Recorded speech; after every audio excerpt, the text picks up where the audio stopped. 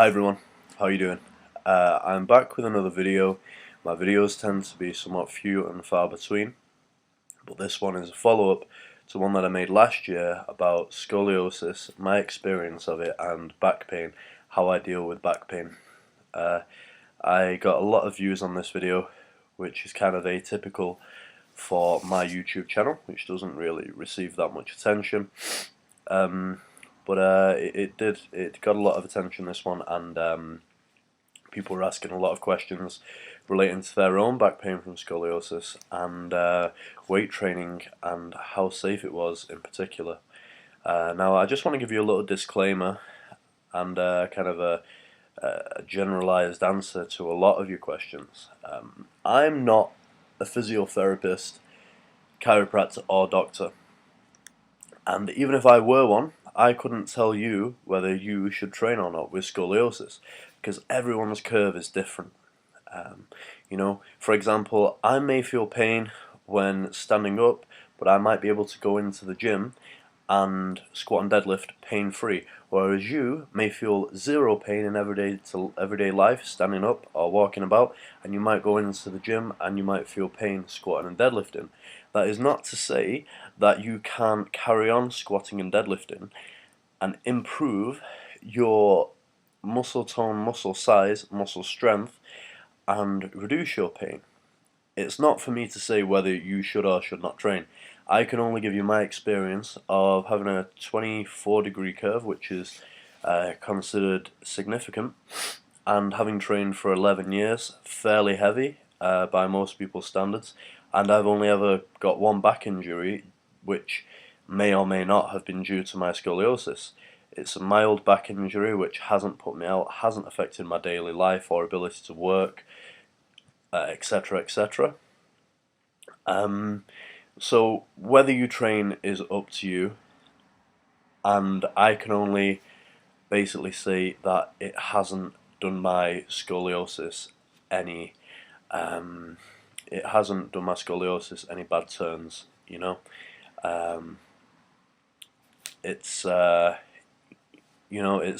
I feel it's benefited me. If you make the muscles around the spine stronger by doing the basic movements, if you make your core stronger, you're going to be able to stabilize your spine more. But you should really seek the advice of a qualified personal trainer, not a personal trainer, a chiropractor, a doctor, or a physiotherapist who is, specializing in scoliosis and who knows his or her stuff. If you're not happy with what they say, get a second opinion. Because there's nothing worse than being so put off by the fear of doing something which might actually benefit you very much in the long run. Okay, so I'm going to go on to a question that I received in the comments thread by a young man, and I can call him a young man because I'm 26 and he's 15, called Zach Fraser. He goes on to say he's 15 years old with a 13 or 14 degree curve. It's a functional curve, and I'll get on to what that means later. And he got diagnosed with it a year ago, I believe, and he's been experiencing pain ever since. Now, he's homeschooled, and what he tends to do with his day is start homeschooling and then have his lunch and just sit on the couch for the rest of the day, because his pain is so bad that after 2 minutes of standing up, it's just unbearable. And he can't go to the shops with his friends, he says, and it's just, in his words, it's making his life so fucking boring that he's just miserable. And the problem that he's having in conjunction with that is that his family aren't very sympathetic towards his pain. They just don't understand, and it's making him feel a lot of kind of conflicting feelings, in that he wants to go out and do what he wants to do, and his family want him to go out and do what he wants to do, but this pain is so bad that he feels it's stopping him, and it's causing a lot of kind of resentment towards his parents. So, I have a couple of things to offer you on the subject. hopefully they will be helpful. First of all, your scoliosis is functional. Okay, so the difference between functional scoliosis or idiopathic or congenital scoliosis is that functional scoliosis, by all accounts, can be cured because it's kind of a transient scoliosis which comes on later in life. And the way to diagnose if a scoliosis is functional is by, say for example, if I were to bend down and touch my toes in front of you, you would look at my back and see that it's not a flat back. It would go something like this, as you see the humped ribs causing one side of my back to stick up more than the other. That's how you define a scoliosis which isn't functional. However, if you were to do the same in front of me and you were to bend down, touch your toes, your scoliosis would disappear. You would have a flat back. And this is pretty much, from what I understand anyway, how you diagnose if a scoliosis can be cured or not. So you say you've been to PTs, and when I say PTs, I assume you're American and you mean physical therapist rather than personal trainer, which is how we kind of call a PT over here. You've been to PTs, chiropractors, and doctors, and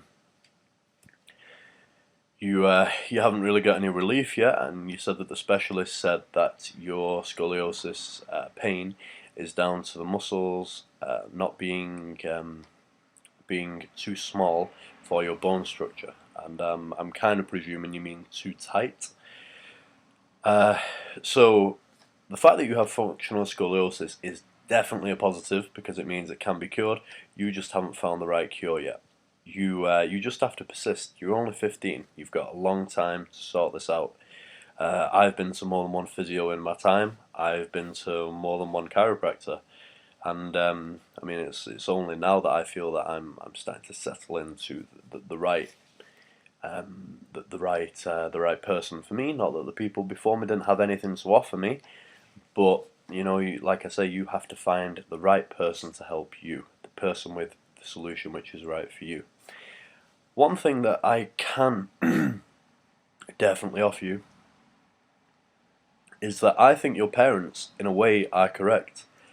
I think you do need to stop being a pussy, and that you do need to get up off your ass.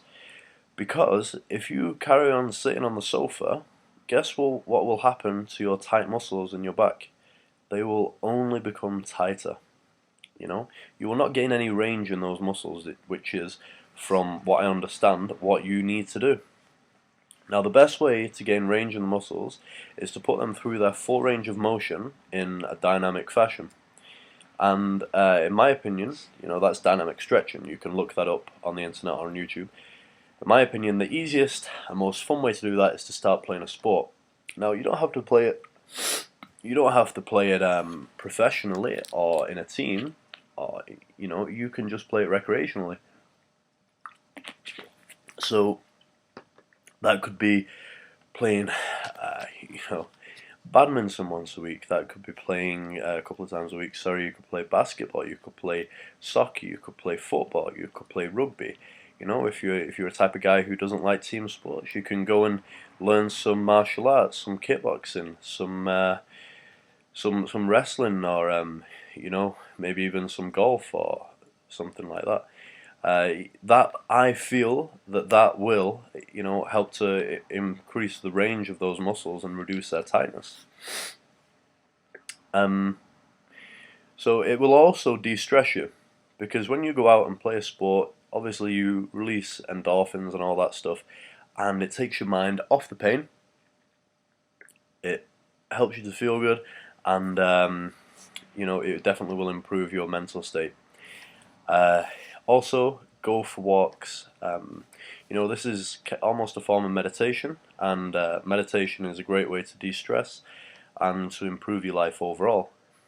What the walking will also do, like I mentioned in the video which this is based upon, is it will help to build the endurance in your back muscles. And by building the endurance in your back muscles, what you'll be able to do is basically decrease the onset time of your pain, because they will be able to deal with more before they start kind of spasming.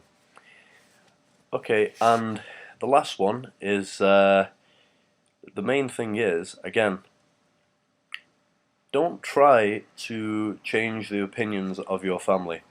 You will be fighting a losing battle. A lot of older people are already set in the ways, and because they're your parents, they believe that they are right naturally. You're their son.